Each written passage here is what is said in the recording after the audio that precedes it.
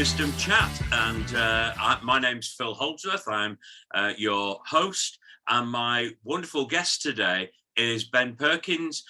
Ben works for Plain Numbers. Good morning, Ben.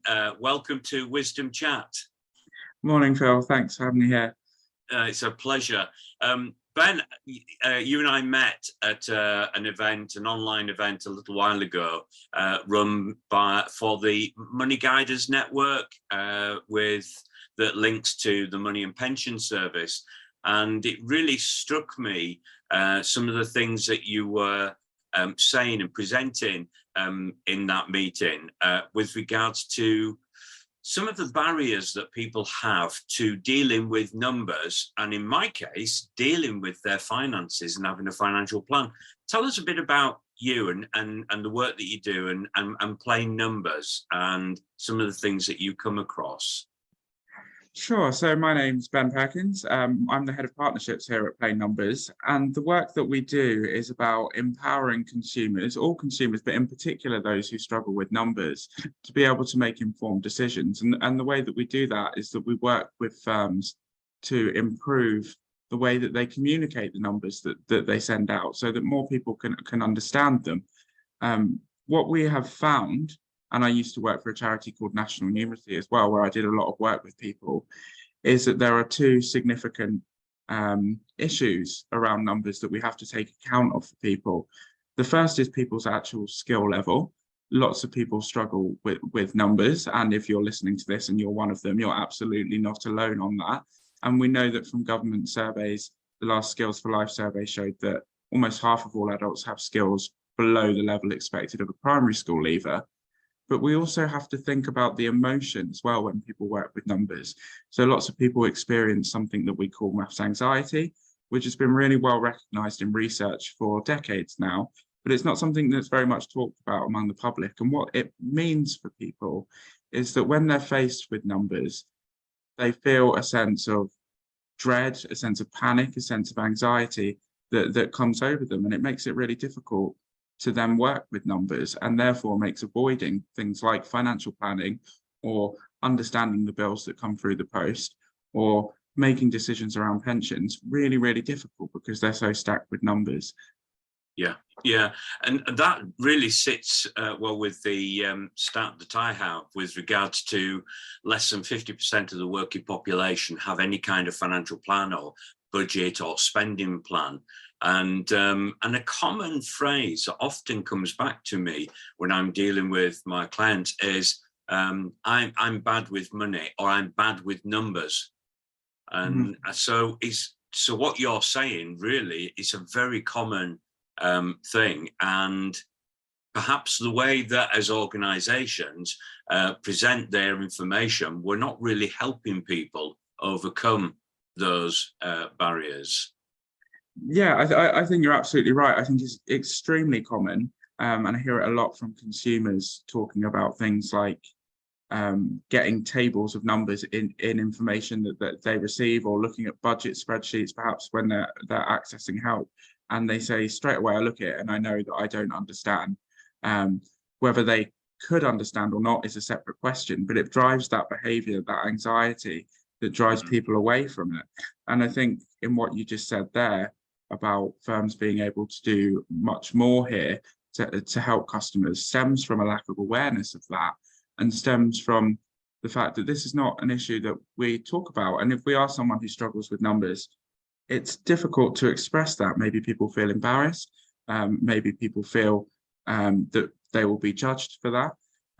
But that has led to firms having a real lack of awareness. And what we wanted to do about that was to do some research around how much do people understand from the information that they receive about their money. And we did that across randomized control trials with 5 market-leading firms. And one key thing to bear in mind is that these firms are the kind of firms that are interested enough in their communications that they signed up to do this themselves. And we worked with ClearScore, Direct Line, Octopus Energy, Atlanta Insurance, and Thames Water to have a look at some of their communications and test them in a way that genuinely tested how much people understand. So we asked them questions about the key information. So for example, how much water have you used and how much did that cost? And what we found consistently across all 5 of those settings and different forms of communication was that the comprehension levels were much lower than people would expect. In some cases as low as 13%, but in all cases around a third or less. What we also found in that trial is that by making changes to the way that we communicate numbers, we could double the number of people that understood. And that's obviously a huge improvement. It just reminds me of the times when I've dealt with my own tax or my own pensions, and you get that sort of information pack that you've got to read through, and you know, you've only just started reading it and you're thinking it's lost me. It's not in sort of plain English. And also when you start to look at the numbers, I mean, how are they working out these numbers? What do these numbers actually mean? And if somebody like myself, who I think I'm fairly switched on with numbers, is struggling, I can well imagine how difficult it is for many other people. So I suppose it's about making the whole situation simpler, not because people, we're denigrating people, but because actually we're not communicating as clearly as we could do. And I suppose what you're saying there is, from an organization's point of view, it's them not appreciating what it must feel like for somebody at the other end receiving this information and then feeling like they've got to work it out. I have a mother-in-law who really struggles. She'll read through all the terms and conditions. If you ask her, what did it actually mean? She's lost, and she's not the only one. So what kind of things that when people are in these situations, they tend to sort of bury their head in the sand, but what could they do if they feel, if listeners feel, that's me, I fall into that category, what could they do about it? Yeah, I think obviously that's a very difficult question in terms of what people can immediately do. I think the first thing in terms of long-term impact is demand from firms, in the way that it might be quite normal to say, this should be written in plain English. Demand from firms that it's written in plain numbers as well, because it's difficult for you to understand, and make sure they know that. And my experience working with firms is that they are very compassionate towards the issue once they know it's there. But perhaps on a more individual basis as well. One of the things that I would really recommend that people do is reach out to support services to help and see if they can explain it for you, but also to try and tackle your anxiety or your perceived low skills in a way that's comfortable for you. So one recommendation I could give from the charity National Numeracy is the National Numeracy Challenge, which is specifically designed for people who are uncomfortable with numbers. And that's free and available online at nnchallenge.org.uk. So I'd recommend checking that out as well. No, that's brilliant. It's interesting what you're saying there, from a point of view that people I've spoken to who say to me things like, I'm bad with numbers, in the course of a conversation, we'll talk about, for example, going shopping.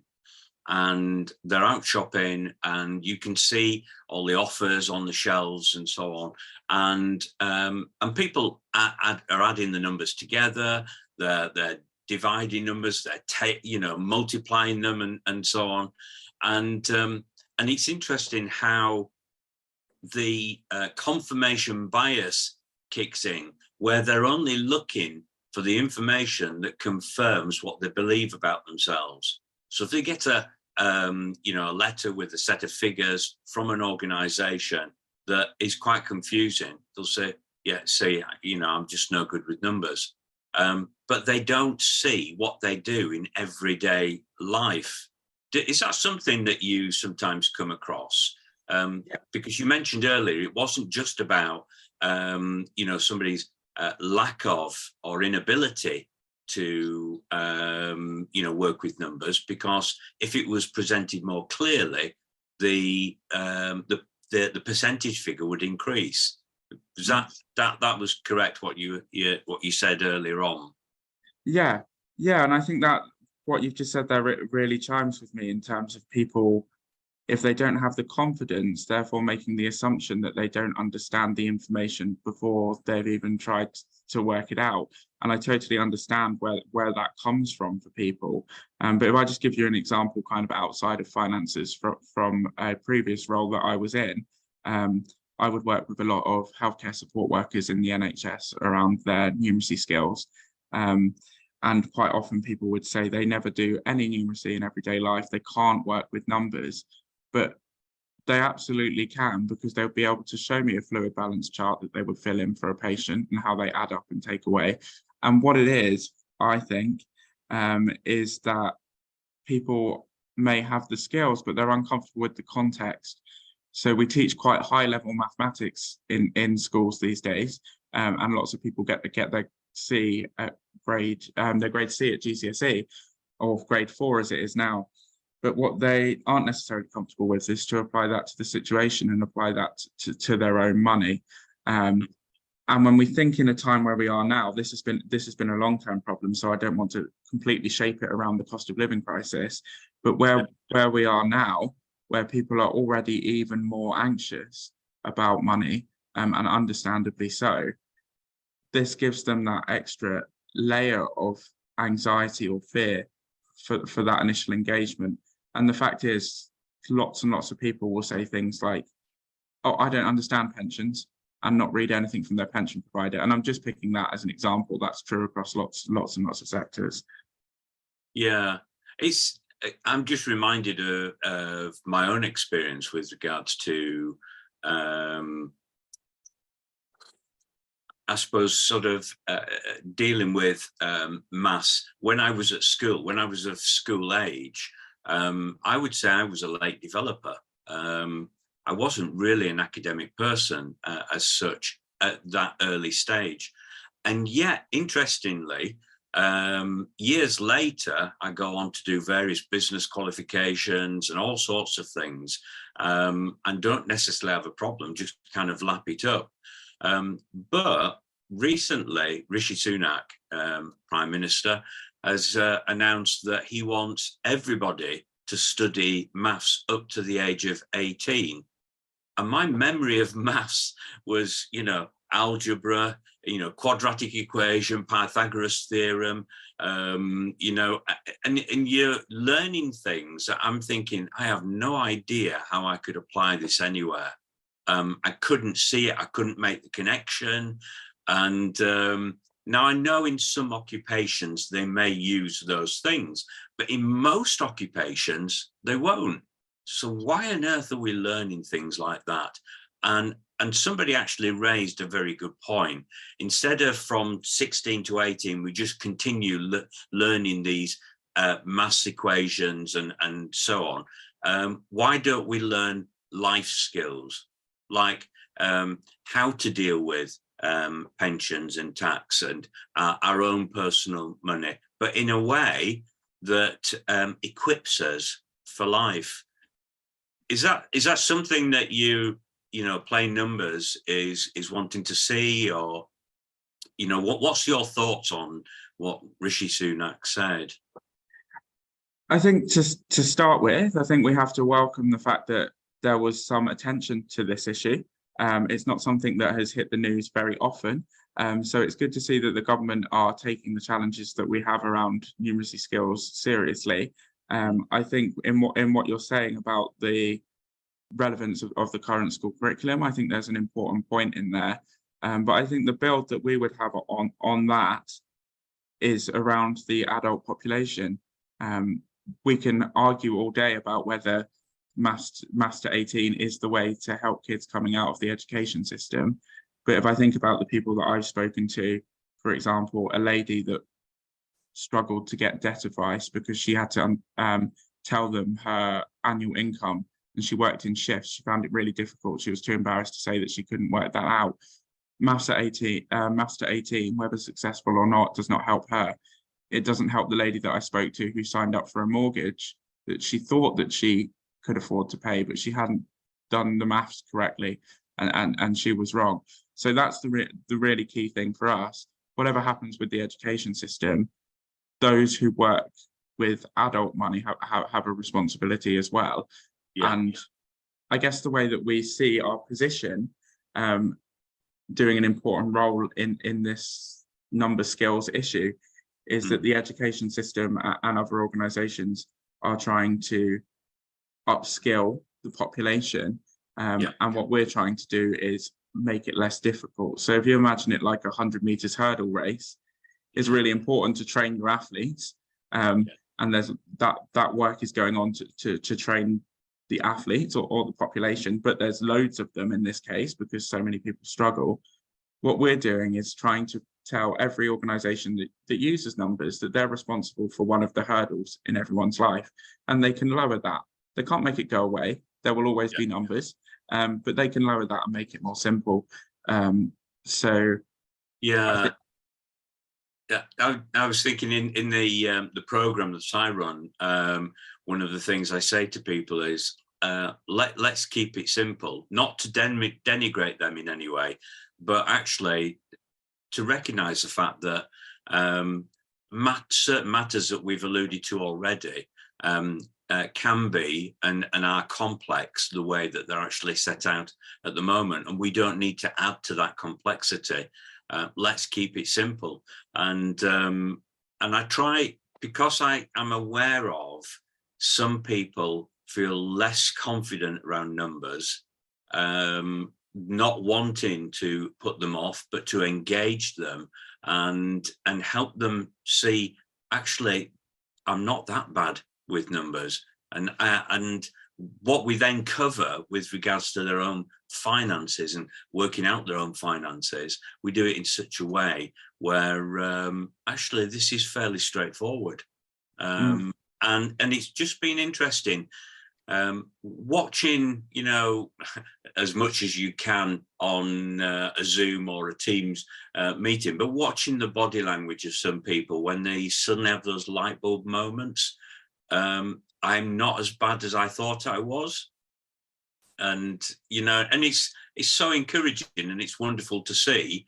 And to then hear that they're then having a go, whereas in the past, that they wouldn't venture there. I mean, why would you venture into something that you feel less confident about or believe that you're no good at? When in actual fact, the truth is, it's not entirely that case. I'm not saying that's for everybody, but, you know, certainly the people I've dealt with. Yeah, absolutely. I think that's a really important point around the way that confidence can be built. But I also think I would say to anyone who's listening who struggles with numbers, if they do have difficulties with their finances, it's not your fault. I think that's a really important message.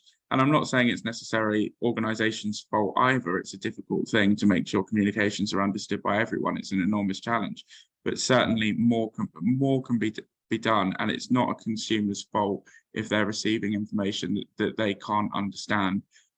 We just need to do more to help them in that sense. And it leads me to talk as well about, just to bring a different emphasis on it, there's another group of customers that we found in our research to be actually a surprisingly large group. So we've talked a lot about people who maybe struggle to understand the communications, and they know that, and they see the communication and they think, I don't understand it. There's also an enormous group of people who become particularly financially vulnerable, who see the communication and they say that they do understand it, and they do think that they understand what they're supposed to get from it. But then when you ask them the questions about it, they aren't able to demonstrate that they do. And the reason that that's so important is that that's the group of customers that will get further down the line on a longer term financial decision and start to struggle as a result because they thought they understood. So just one example, people might think that they are insured for a particular event, maybe something that happens to their house, and it turns out they've misunderstood. They aren't insured, and they get told that by the insurer, and then they have a huge financial problem to deal with. So we need to think about those customers as well, who maybe think that they do understand, but actually that they don't. Yeah. Yeah, I suppose it goes back to the two stories that you told earlier, where the two people, like one with the mortgage, hadn't really calculated it correctly, and because I remember those stories on your one of the presentations where somebody ended up in some like £30,000 worth of debt just simply because they didn't understand, but thought they did. And do you think things like, for example, guilt and shame play a big part in terms of preventing people admitting, actually, I don't understand?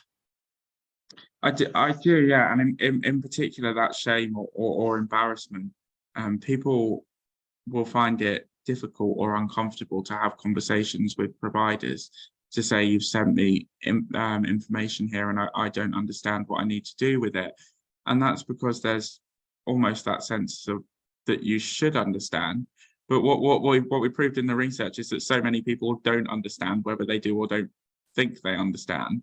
And that there's actually a message to anyone who's listening, who's in that situation. There is absolutely no shame in phoning up your energy provider and saying that I don't understand the information that you've given to me. Can you explain it again? No shame at all. And we know in that sector in particular, there's a lot of difficulties at the moment in terms of the prices that we're all facing. And it's much more important to your financial future to overcome that barrier and feel comfortable to say, I don't understand. And if your energy provider is not receptive to that, then I think there's a valid question about whether they're the right firm for you. Yeah, I would agree. And I was just thinking as well, when somebody does actually pluck up the courage to say to the organization where the information's come from, look, I don't understand this, can you explain it to me? And not to be put off sometimes by perhaps a less empathetic response, because of a lack of understanding, and I think that it's so easy. If you get a negative response, you're asking for help, and you get the negative response, the chances are that you may not ask for help again. It sort of drives you further away from admitting that actually you're struggling or you don't understand this. And all it needs is somebody to spend some time explaining it. But if they're not that empathetic, I can understand why people will withdraw. But I suppose encouragement would be, don't give up. Don't withdraw. To anybody listening who feels and has experienced that, don't withdraw and then not ask for help. Persevere, because there's somebody out there who will take the time to explain and help. Yeah, and that leads exactly into the reasons that we together as communities of people need to start demanding that information is presented in a way that more people can understand, so less people face that difficulty. But I would also say that it's incredibly important for consumers to recognize that if they struggle with numbers or they feel maths anxious, they are not alone. Almost everyone that I talk to about maths anxiety, as I alluded to at the start, hasn't even heard the term, whether they experience it or not. They've never even heard that expression. They certainly aren't aware that the numeracy difficulties across the population are as prominent as they are. So my key message is that it's not just you that struggles. And the more you believe that, the harder it is to overcome that barrier of asking for support with it. Yeah. Ben, this has been fantastic, just chatting with you and talking about these real and definite issues that are impacting our society right now. I really appreciate your time coming on to Wisdom Chat and sort of chatting with me about it. If anybody has got questions from this conversation, how could they get hold of you or hold of Plain Numbers? Yeah, so our website is plainnumbers.org.uk, and you can click on there and it will load up a contact form for you, and we'll get back to you with any questions. We're also out there on social media, on Twitter and on LinkedIn. If you just search for Plain Numbers, our handles are all very obvious. Give us a follow on there, send us a tweet, comment on LinkedIn, and we can help. And if you're interested as a consumer in the firms that are working with us to do better in this area, there's a list of them on our website. If you click on partners, you can see them there. But also look out for our Working Together logo, Plain Numbers working together on any websites, or indeed our Plain Numbers certified communication logo, which represents a communication that we've worked together with with a firm on that has met our higher standards, and that this firm is really trying its best to help you. That's fantastic, Ben. So for our listeners, the point here is you're not alone if you identify with anything that Ben and I have talked about here, and also at the same time, there's no shame in asking for help. In fact, more of us should do that, and I've had to do that myself at times. So don't hold back, and don't be put off if anybody seems unsympathetic toward your request. Persevere. So Ben, thank you so much, and I wish you all the best going forward. Thank you, Phil. Thanks for having us on. Pleasure.